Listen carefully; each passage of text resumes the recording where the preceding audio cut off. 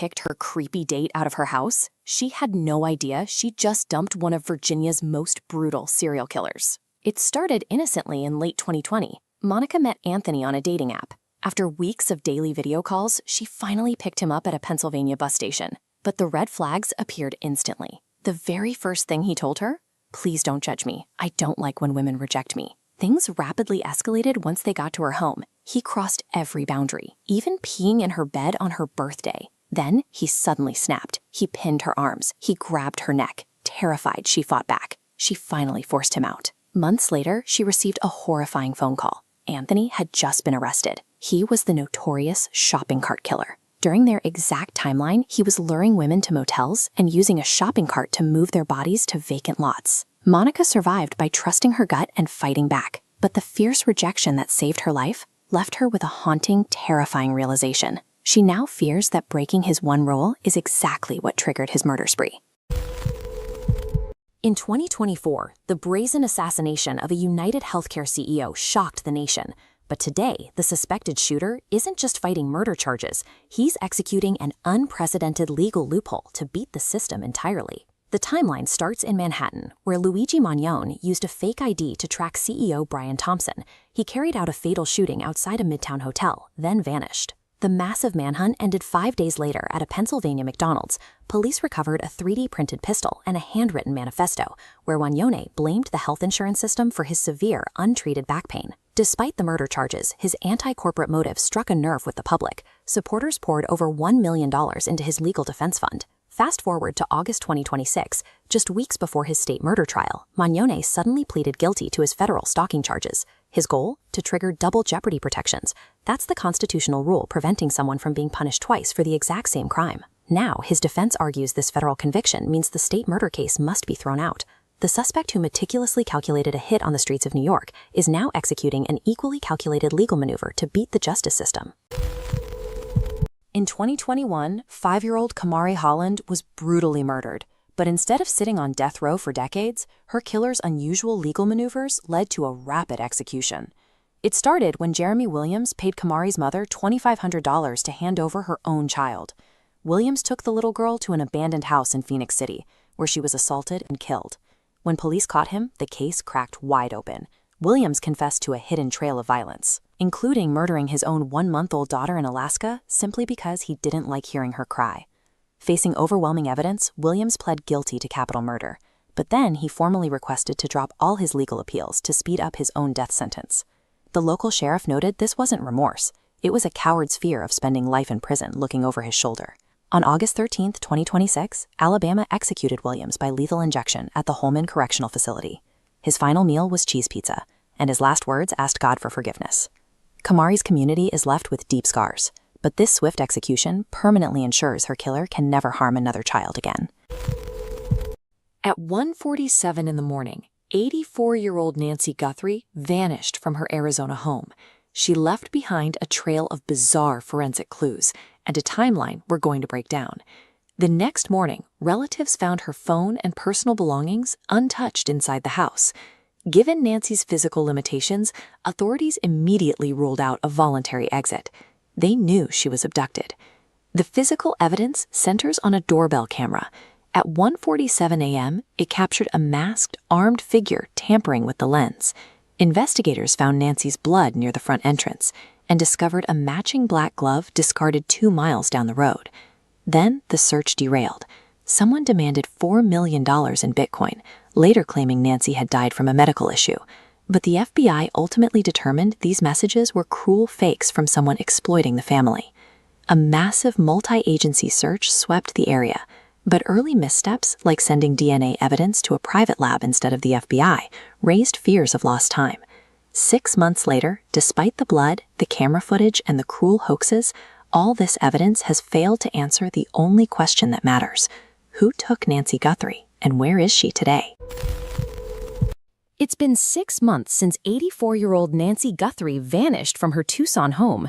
A grisly discovery in the nearby desert just sparked hope for closure.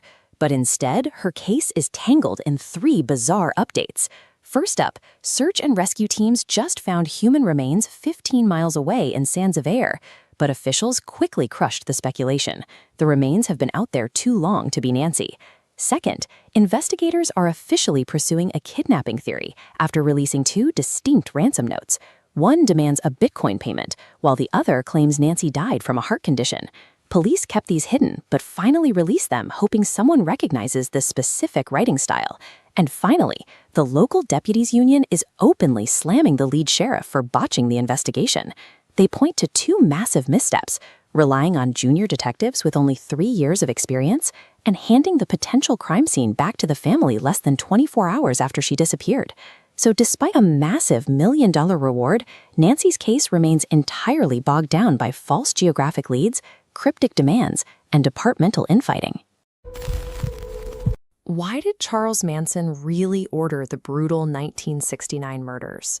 For decades, the accepted story was a twisted master plan to ignite a race war called Helter Skelter. But the real motive was much simpler: a botched drug transaction with a supplier named Gary Hinman. When the drugs turned out to be bad, a core Manson follower murdered Hinman and was immediately arrested. Manson was trapped. To maintain control and appease an angry biker gang he relied on for protection, he had to prove his arrested follower was innocent. But the guy was already caught red-handed. So Manson came up with a grim solution. He ordered his remaining followers to commit highly publicized massacres using the exact same gruesome signatures left at the Hinman crime scene. The goal of this copycat strategy was to trick the police. If authorities believed the true killer was still at large, they would theoretically release his jailed follower. And the tragic target location? It wasn't chosen for grand symbolic reasons. The house simply belonged to a record producer who had previously rejected Manson's music career. So if you trace the connections, instead of an apocalyptic mastermind, you find a petty criminal. He executed a desperate cover-up over bad drugs. And that horrific copycat plan? It completely failed to free his follower. During a major federal robbery trial, a juror reached into a jacket from an evidence bag and pulled out a stash of drugs and foreign currency that no one knew existed. The jacket belonged to an alleged serial robber, facing decades in prison for a violent string of armed holdups across Washington, D.C. For months, the FBI, federal prosecutors, and 9 defense attorneys had handled this exact quoting, and somehow all of them completely failed to check the pockets. When the jury reported the shocking find, panic hit the courtroom. Witnesses had already testified that the robber stole a Chinese yuan and paid his getaway driver in drugs. This secret evidence perfectly matched those crimes, but it threatened to unfairly prejudice the entire trial. To prevent a mistrial, the stunned judge took drastic action. He put each juror in individually, making them promise to completely ignore the evidence they just discovered. This staggering police oversight caused the jury to deadlock on half the charges, but they convicted him on the rest, putting the serial robber away for a mandatory 31 years despite the total chaos. 26-year-old influencer Mina Chan died by suicide during a TikTok livestream. Her death exposes two modern crises: the weaponization of online fandoms and the legal liability of the platforms that host them. It started at a concert when Chan handed flowers to members of the K-pop group ENHYPEN. Online, that brief interaction was stripped of context and reframed by fans as a toxic boundary violation. The backlash exploded after a band member vaguely complained on a livestream about concertgoers seeking attention.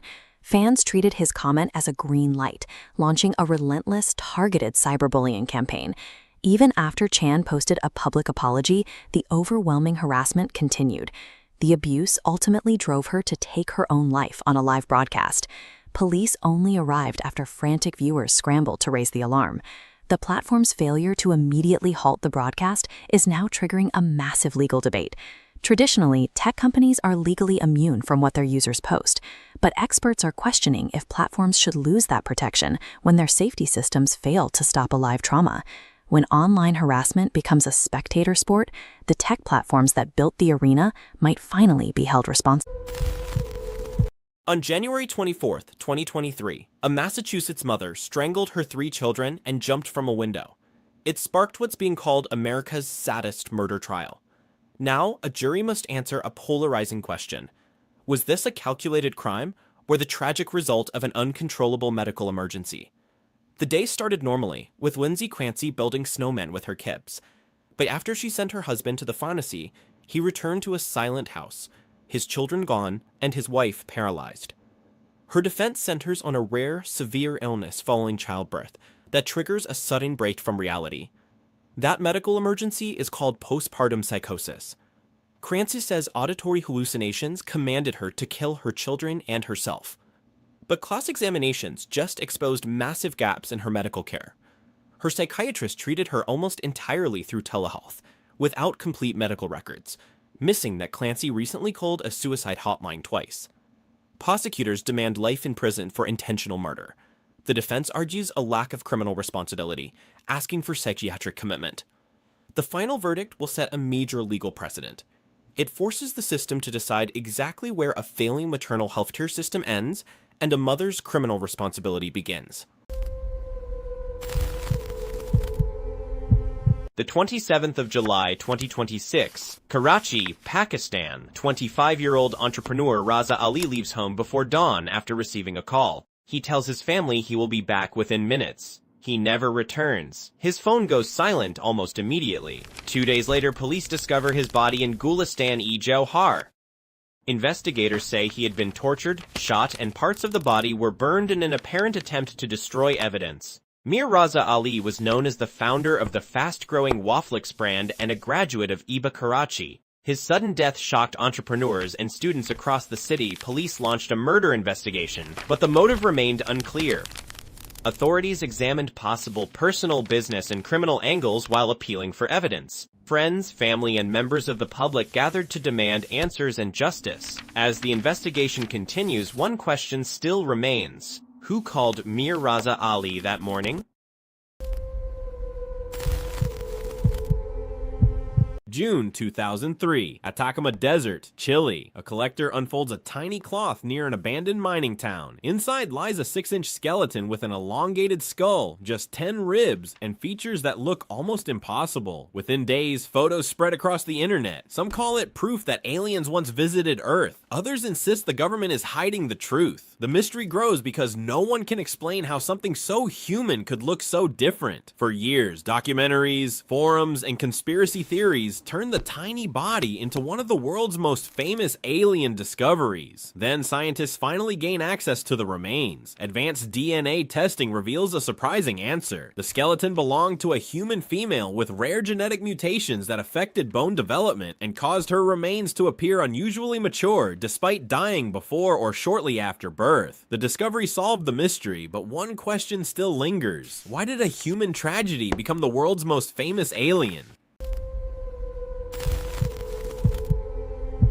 September 2017, Mulanje District, Malawi. A crowd gathers outside a small village after rumors spread that strangers are harvesting human blood for ritual purposes. One man is dragged into the street. Within minutes, the accusation becomes a death sentence. The claims are never supported by evidence. Then the panic spreads across southern Malawi. Villagers begin setting up roadblocks.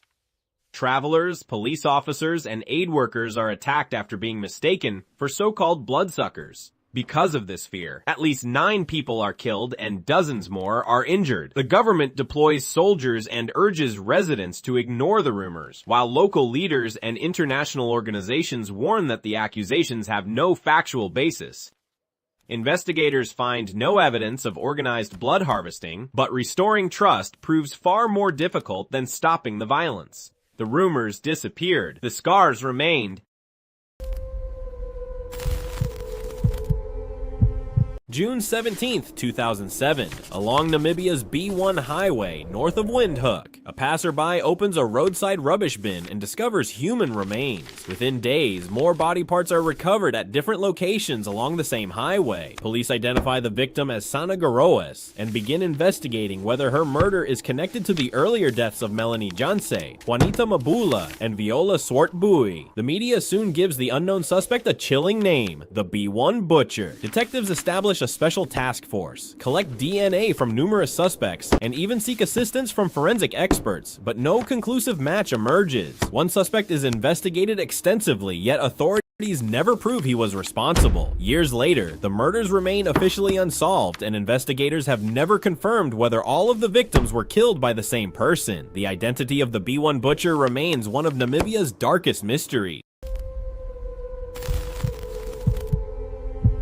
January 24th, 2023, Duxbury, Massachusetts. A mother waits at home while her husband leaves to collect takeout for dinner. Within the hour, emergency calls bring police to a quiet suburban house where 3 young children have been fatally strangled. Their mother, Lindsay Clancy, is found critically injured after an apparent suicide attempt. She survives but is left paralyzed. Investigators soon charge her with murder. What happened next became the center of one of America's most divisive criminal cases. Both prosecutors and the defense agree she caused the children's deaths. The dispute is whether she was legally responsible at the time. Defense attorneys argue she suffered from severe postpartum psychosis, worsened by extensive psychiatric treatment and multiple medications. Prosecutors contend the killings were deliberate and that the evidence does not support legal insanity. As her 2026 trial unfolds, jurors continue weighing medicine, mental illness, and criminal responsibility. The final verdict may reshape how postpartum psychosis is judged in court. December 1999, Lahore, Pakistan. Police enter a modest rented house on Ravi Road after a tip from a local newspaper. Inside, they find acid drums, articles of clothing, and a handwritten confession left on the floor. The note names 100 children, all street boys, all reported missing over the previous 6 years. It is signed Javed Iqbal. He describes each killing in detail and states he wanted the government to notice how easily the poor disappear. Investigators search the drains and the walls. Bone fragments surface in the acid pits. Iqbal turns himself in weeks later, walking into a newspaper office instead of a police station. He hands over photographs of the missing boys. The court sentences him within months. In October 2001, he is found dead in his cell. The case remains officially unresolved.